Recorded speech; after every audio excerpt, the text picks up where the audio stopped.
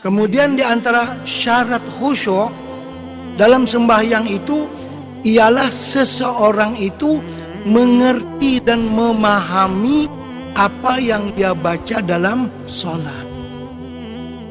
Kalau dia tidak paham maknanya, dia tidak akan khusyuk dengan sebenarnya.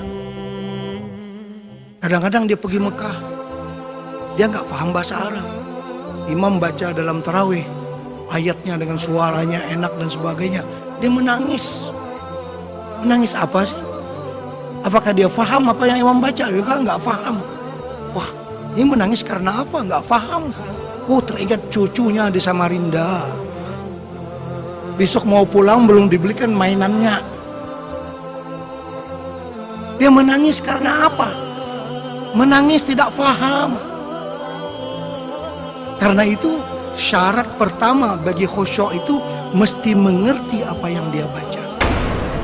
Mesti mengerti. Artinya faham yang dia baca. Karena itu belajarlah makna bacaan dalam sholat. Tidak banyak sih.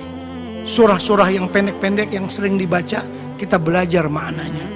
Dengan bermacam-macam cara sekarang ini.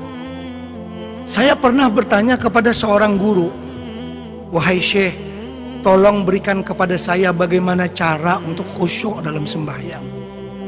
Syekh itu menjawab, "Saya juga," dia bilang, "nggak khusyuk dalam sholat sih.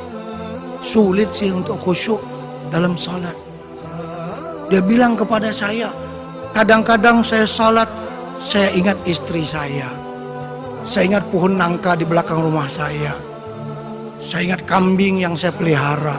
Wah, saya bilang kalau begitu dahsyat sekali dia ini. Ingat istri, ingat pohon nangka, ingat apa-apa gitu. Saya masih belum paham maksud dia. Maksud dia tuh dia khusyuk, tapi saya tidak paham. Saya heran kepada dia. Bagaimana sih maksud pian ingat istri, kadang-kadang ingat pohon nangka, ingat kambing yang dia pelihara, ingat orang yang berhutang dengan dia, macam-macam. Ya begitulah Ustadz kita sholat. Coba bayangkan. Makna khusyuk itu kan memahami apa yang dibaca. Kalau imam misalnya membaca ayat yang dia baca dalam sholat, wa yas'alunaka 'anil mahid qul huwa adzan fa'tazilun nisaa fil mahid. Mereka bertanya kepadamu wahai Muhammad tentang hukum haid. Perempuan yang sedang haid itu bagaimana hukumnya? Maka tinggalkanlah istri kamu ketika itu. Gak boleh digauli sewaktu dia haid. Ya dia bilang, kalau saya baca ayat itu saya ingat istri saya. Betul itu khusyuk dia. Yang kita waktu itu ingat bagaimana siksaan kubur. Bukan judul itu yang sedang dibicarakan ya. Wah, gimana aku dalam kubur siksanya, gimana nanti. Imam bukan baca ayat itu. Yang dia baca ayat lain tentang perempuan yang haid, bagaimana hukumnya. Yang khusyuk itu memahami maknanya. Yang paham makna yaitu ingat istri. Saya bilang pertama dia nggak khusyuk. Rupanya itu dia khusyuk. Dia paham makna. Bukan arti khusyuk tuh mesti ingat siksa api neraka bagaimana, siksa dalam kubur bagaimana. Tapi apa yang sedang dibaca pada ayat itu. Alam tara kaifa fa'ala rabbuka bi ashabil fil. Ingat apa? Jangan ingat api neraka. Ayat itu berbicara kisah tentara bergajah yang coba menghancurkan Ka'bah. Ingat gajah pada waktu itu kan? Nah, jadi khusyuk itu memahami makna. Coba lihat hari Jumat ayat dibaca Afala yanzuruna ilal ibili kaifa khuliqat wa ilal samai kaifa rufi'at wa ilal jibali kaifa nusibat wa ilal ardi kaifa sutihat fadzakkir. Apa yang kita perlu ingat pada waktu itu? Apakah mereka tidak memikirkan bagaimana Allah menciptakan langit? Ingat langit, ingat ilmu astronomina dan sebagainya kan? Itu kita ingat bagaimana langit. Kepada gunung-gunung bagaimana ditinggikan oleh Allah. Kepada onta bagaimana diciptakan oleh Allah. Ingat onta, itu Jarsidin, aku ingat kambing aku. Kita kada faham. Apakah kamu tidak memikirkan? Afala yanzuruna ilal ibili kaifa khuliqat.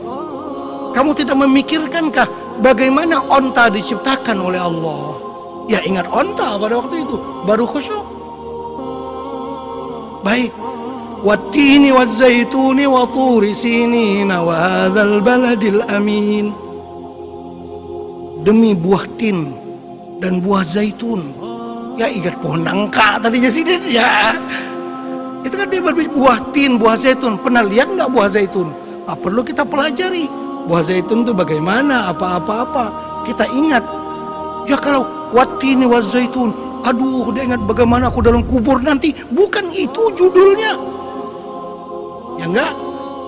Jadi kalau mau khusyuk tuh mengerti apa yang dibaca oleh imam.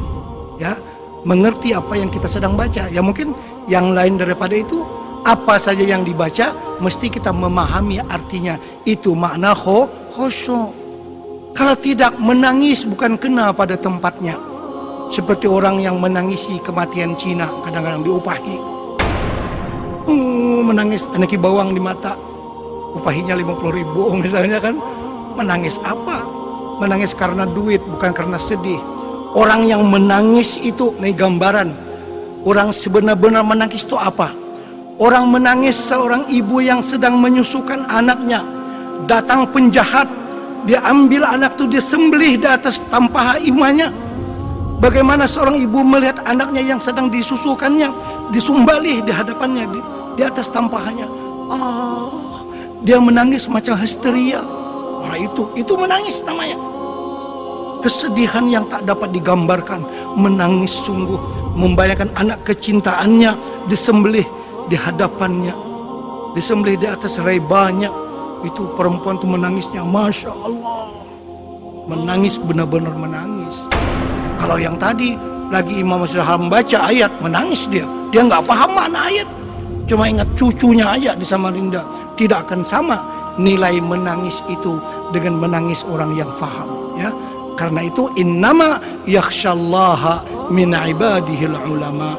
Orang yang benar-benar takut kepada Allah itu orang yang alim.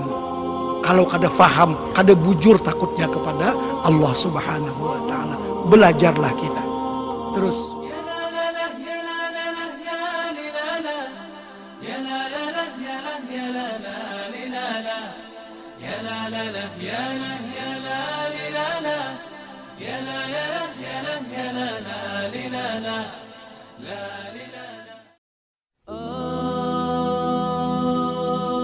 ولم تزل أمه ترى أنواعا من فخره وفضله إلى نهاية تمام حمله فلما اشتد بها الطلق بإذن رب الخلق وضعت الحبيب صلى الله عليه وسلم ساجدا شاكرا حامدا كأنه البدر في تمامه. صلى الله على محمد صلى الله عليه وسلم صلى الله على محمد صلى الله عليه وسلم صلى الله على محمد يا ربي صلي وسلم